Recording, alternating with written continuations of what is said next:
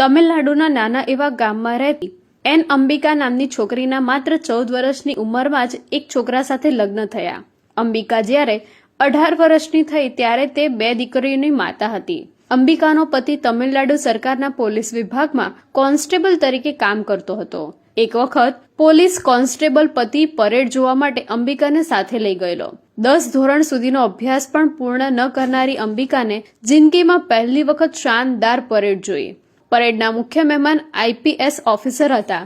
અંબિકાએ જોયું કે આઈપીએસ ઓફિસરને ખૂબ માન અને સન્માન સાથે આદર મળી રહ્યો હતો. બીજા પોલીસ અધિકારીઓ પણ આ મોટા સાહેબની આગળ પાછળ દોડતા હતા. ઘરે આવીને અંબિકાએ પતિને પૂછ્યું, આ મોટા સાહેબ કોણ હતા? પતિએ ઓછું ભણેલી પત્નીને આઈપીએસ ઓફિસર અંગે બધી વાત વિગતવાર કરી. આઈપીએસ બનવા માટે યુપીએસસીની કઠિન પરીક્ષા પાસ કરવી પડે. આ માટે પ્રચંડ પુરુષાર્થ કર્યો હોય પછી આવું માન સન્માન મળે એ બધી વાત સમજાઈ. અંબિકાએ રાતભર પતિની વાતો પર વિચાર કર્યો.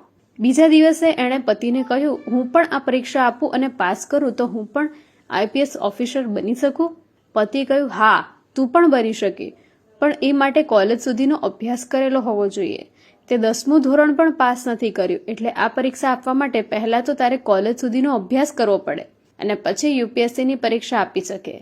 જેમણે બોર્ડની પરીક્ષા પણ પાસ નહોતી કરી એવી 2 સંતાનોની માતા અંબિકાએ કહ્યું કે જો તમે મને મદદ કરો અને મંજૂરી આપો તો હું કોલેજ પૂરી કરીને આ પરીક્ષા આપવા માંગુ છું. કદાચ બીજો કોઈ પતિ હોત તો પત્નીના આવા વિચાર પર એને હસવું આવ્યું હોત, પણ આ પતિ જુદી જ માટીનો હતો. એણે પત્ની અંબિકાને આગળના અભ્યાસ માટે અને યુપીએસસીની પરીક્ષા માટે મંજૂરી આપી. આઈપીએસ ઓફિસર બનવાનું સપનું પૂરું કરવા માટે 2 દીકરીઓની માતા અંબિકાએ વર્ષો પછી ફરીથી અભ્યાસ શરૂ કર્યો.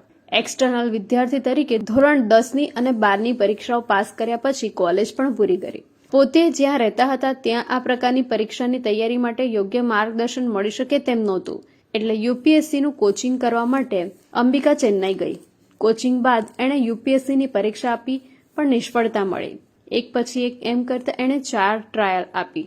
દરેક વખતે મળતી નિષ્ફળતાને પચાવીને પોતાના સપના પૂરા કરવા માટે એ આગળની પરીક્ષાઓની તૈયારીમાં લાગી જતી.